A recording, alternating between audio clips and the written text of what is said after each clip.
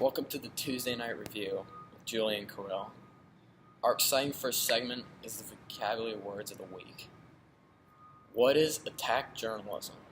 Attack journalism is the current era of media coverage that seizes upon any bit of information or rumor and strives to blow it up as much as possible.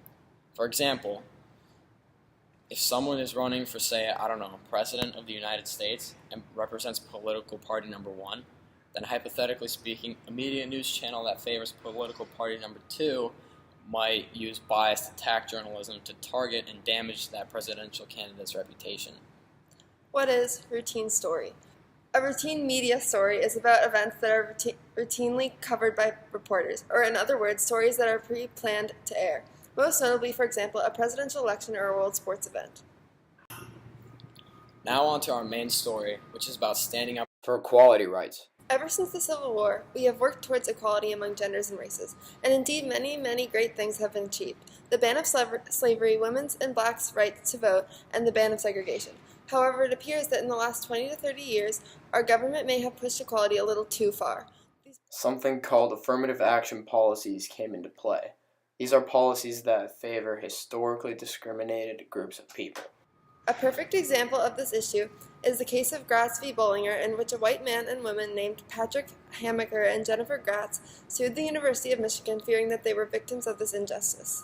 And wait until you hear what the court discovered. It turned out that in the school's program, if you were Black, Native American, or Latino, you would automatically be awarded 20 points out of the 100 required to guarantee your admission to the school. It was simply absurd.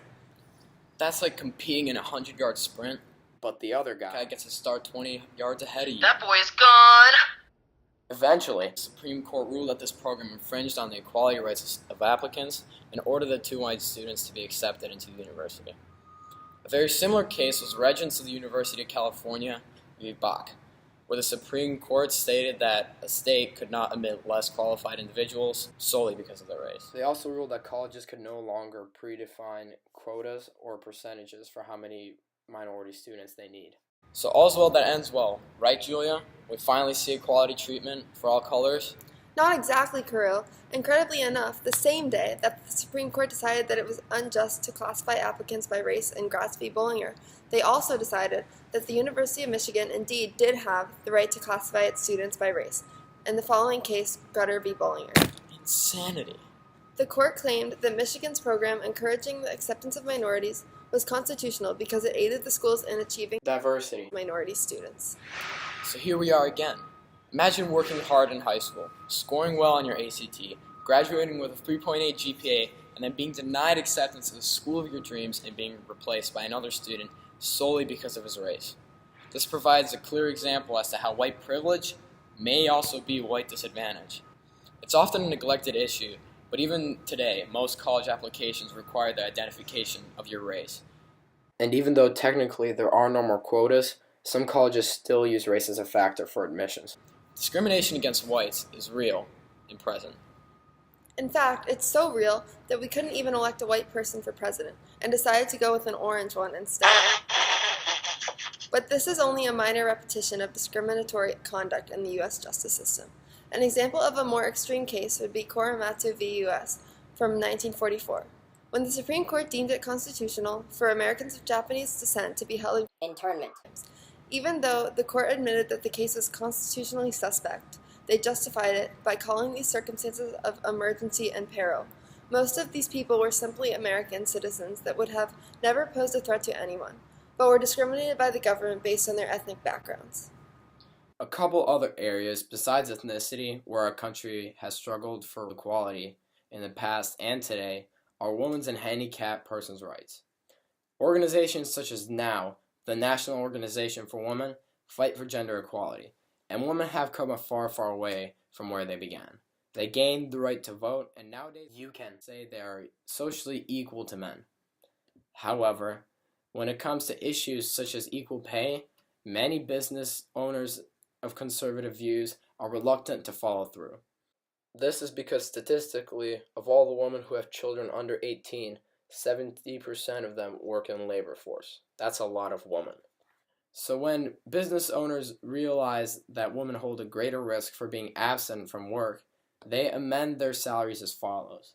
Now, this of course does not apply to nearly every woman, and every case of an employee being hired should be reviewed by each employer individually. And indeed, women whose attendance is more reliable deserve equal pay. When it comes to handicapped people, they have also come very far in their battle for equality. From the Americans with Disabilities Act of 1990, they received better pay and legally required all areas of public life to accommodate them. However, when it comes to equal pay and job opportunity, business owners are skeptical. This is because it is possible that in a business world where efficiency matters, a handicapped person cannot complete some tasks to the same degree as others.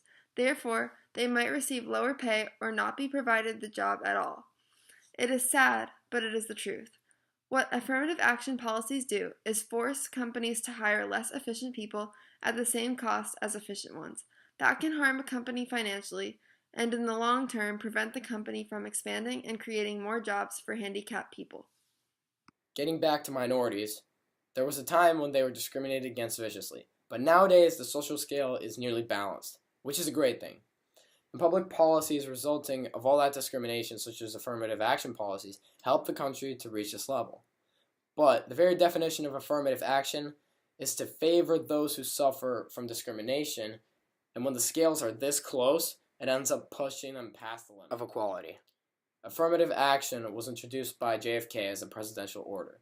It was meant to fight discrimination, and now it appears that it has just about completed its job of creating equality among minorities, and actually causes more inequality than equality by providing these advantages to them.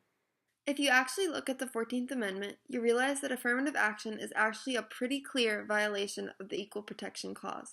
This clause is supposed to guarantee equal rights for all people, but affirmative action favors one group over the other. So clearly now is the time for our interpretation of the Constitution to change. Thankfully, it has somewhat begun, and it's reflected in recent public policy. Many articles have been written criticizing the effectiveness and the outcomes of affirmative action being incorporated in the states. And of course, the one source that truly defines the Constitution in this country, the Supreme Court, has advocated this movement. In April of 2014, SCOTUS upheld Michigan's law banning affirmative action forever and returning equality among admissions at all the colleges in the state, including U of M. Still, this movement has just begun.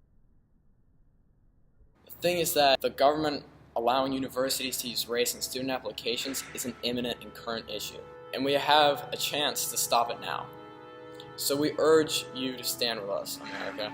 We have devoted so much towards prospering minorities that we have forced them past the threshold of equality. So as crazy as it might sound, we need to stand up for white rights. Isn't it our duty as Americans to make sure that all people are treated the same no matter who they are? To make sure that everyone has equal education opportunities? Then follow through. Stand up for equality. Help remove affirmative action across the U.S. and make America great again. I'm Donald Trump, and I approve this message.